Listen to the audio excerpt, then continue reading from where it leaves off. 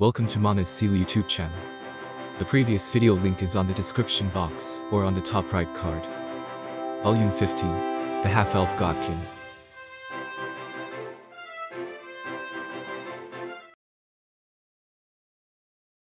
After he confirmed the elf could walk again, Ains took the lad and left the room.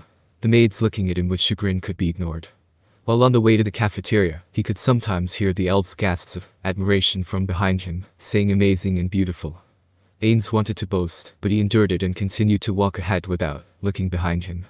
They eventually reached the cafeteria without meeting any other NPCs along the way.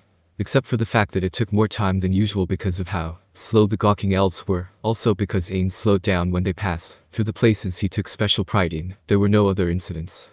Nazark's cafeteria was created with the company or school's cafeteria as his inspiration. Of course, Ains's school company did not have them, so he didn't know if that was really true, so the mood was a bit different from a restaurant. This was Ains's first visit here since the time when he visited all the establishments in Nazark, just after they first came to this world, but it looked like nothing had changed much.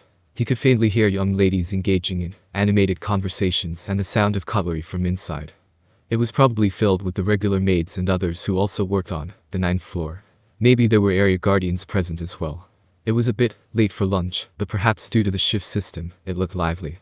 If they could see the maids eating their lunch peacefully, the elves should understand what kind of place this was. They might feel like outsiders, but still, this atmosphere of everyday life should calm them.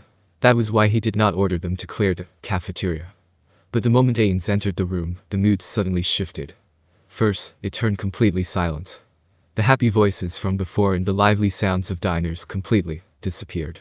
The mood froze over. It was completely out of place for a cafeteria. Then, everyone turned to look at Ains, their eyes wide open and their motions at a standstill. This was the feeling of being an outsider. As though he was a heteromorph with negative karma who just stepped into Alfheim. Don't mind us. Continue with your lunch. A few here and there, mostly the regular maids, started eating again upon hearing what Ains said, but there was no indication that their conversations were going to start again. Everyone ate in silence. Ains did not want to interrupt their lunch at all. He started to feel a bit isolated, but, well, on second thought, it's not like he couldn't understand their feelings. If a CEO who had never visited till now suddenly appeared in the cafeteria, it would probably turn out like this. Suzuki Satori would likely do the same in this situation.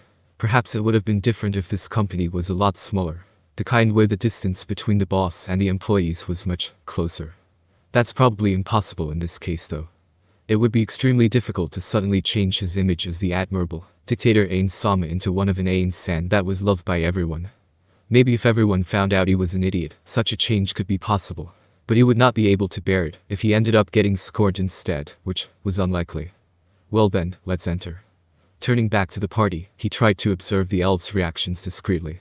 He didn't even need to observe them much, they were clearly shriveling up. Understandable. They should have noticed the harmonious mood in the cafeteria before Ains's arrival. This was what he meant by the sudden heteromorph in Alfheim. He couldn't think of a way to solve this. Perhaps they will get used to this over time. Ains walked into the cafeteria with such optimistic thoughts. He didn't want to make the maids even more tense, so he approached a random table far from them and pointed at the seat opposite his. You can sit there. The elves started looking at each other with troubled expressions.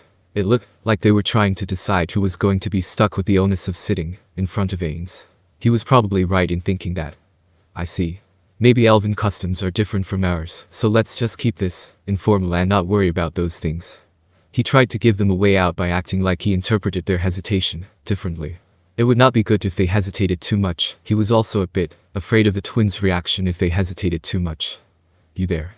Sit opposite of me. Ains pointed at the elf standing at the back. If he remembered correctly, she never stood in the middle of the elves, so he thought it was fair that she should be the one who was going to be stuck with him. Honestly speaking, he did not want to be treated like some kind of baggage. That said, as someone who understood their feelings all too well, he decided to be practical. It was quick after that. The seats beside the specified elves were immediately taken. Aura and Mare sat beside Ains. He wanted to say many things about the fact that Lumiere was standing behind him, but decided to bottle it up in the end.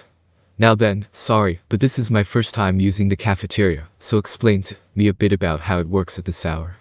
Ains asked Lumiere because as a regular maid, she should have used the cafeteria just like how her fellow maids were doing now. First things first, yes. I want to order drinks, so is there something like a menu? There are free drinks in the buffet system at this time. We are supposed to get the drinks and a simple salad from over there by ourselves. Looking at where Lumiere was pointing at, he could see a row of pitchers that seemed to hold the drinks. Beside them were multiple chafing dishes. And you can also select one item from the lunch menu here. I see. As the chef is in the kitchen, I believe he will prepare any dish Ain-sama wishes. Is that so? But there's no need. If there's a fixed lunch menu, let's just select something from there. Lumiere handed over a sheet of paper. A menu was printed on it, in Japanese. The elves probably wouldn't be able to read this. Also, ever heard of katsudon? Elves shook their heads to say no. Or, Mayor, what do these elves usually eat? Just the normal food. Yes.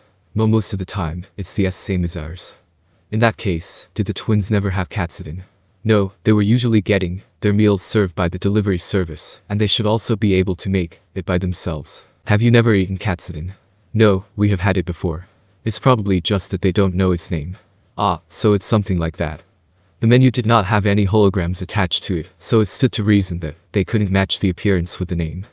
Ains wanted to ask for the chef's recommendation, but fearing the situation, in which he would be told that everything was recommended, he decided against it. Here, that reminds me. Do you normally eat meat? After he saw the elves nod, Ains selected an item from the menu. Hamburg steak meals for everyone here. As for the sauces, you can select among the demi-glace Japanese-style sauce, or cream mustard sauce. You can also select rice or bread to go along with it. How about bread and demi-glace? He could understand the demi-glace and the Japanese-style sauces, but he wondered what the cream mustard would taste like. The fact that he couldn't taste them himself due to his body was regrettable. Okay, yes. It's okay for me too. Following the twins' energetic voices, the elves also nodded quickly in tow. It looked like there were no objections. Then, that will be my order. Phew, Ains breathed out. It didn't look like Lumiere was going to head to the kitchen to relay the order. Ains wondered why. Perhaps someone who was working here would come over to receive their order. What about the drinks, Ain-sama? Ah, I forgot about that. Everyone can go and get what they like. That should be fine, right? Yes. Then I will bring over Ain-sama's drink myself. What shall it be? Something suitable. Ah, no, get me a hot coffee. Understood. The others went to the table with the drinks with Aura at their lead. Elsewhere, the kitchen suddenly became noisy after Lumiere went over there and said something. As he continued to look, someone came out from the kitchen. A giant cleaver hung by his waist, a wok on his back, a slovenly naked torso with fresh meat tattooed on it, and finally, a gold chain around his neck. Though his face may look like an orc's, he was an orc, a similar species that was much closer to wild beasts. There was a pure white toque on his head and a pure white apron around his waist. This man was the area guardian of the cafeteria and the head chef himself. Shiharu Takeru. Shiharu Takeru quickly ran over to Ains and kneeled. Wouldn't the chef's clothes get dirty? Is what Ains thought upon seeing that. Ain-sama, we welcome you. It's been a long time, Shiharu Takeru. I am glad to see that you are the same as ever. Ha. Though Ains said that he looked the same, the last time he met him was just after they were teleported here, back when he visited all the NPCs. Since it had been so long, he was not exactly confident in noticing changes if there were any.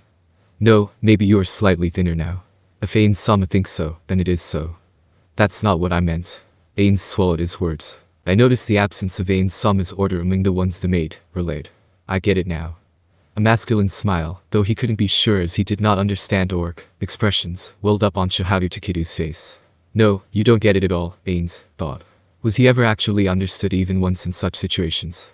Regrettably, he didn't think so. I am to prepare food suitable for a supreme being, for the absolute ruler of Nazarick, Ain-sama. While Ains was muttering there he goes. In his mind, Shiharu Takeru stood up with vigor and shouted in the kitchen's direction. From now on it's do or die. A dish suitable for Ain-sama. A food festival that won't stop for at least a week begins. Uo, the sounds of admiration rose from the maids who were listening. Oi, wait. Ha. Shiharu Takeru returned back to Ains and kneeled again. It was hard to say this to someone shouting, I am going to do it.